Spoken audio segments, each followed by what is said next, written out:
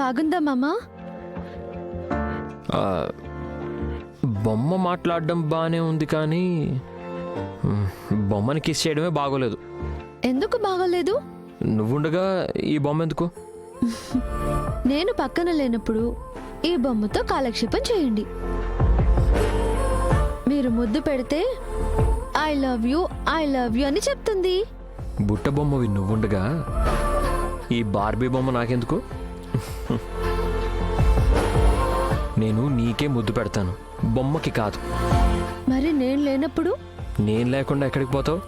ఏ బజారుకో మార్కెట్కో వెళ్ళినప్పుడు నీకు పెట్టిన ముద్దుల్ని తలుచుకుంటూ వెయిట్ చేస్తాను.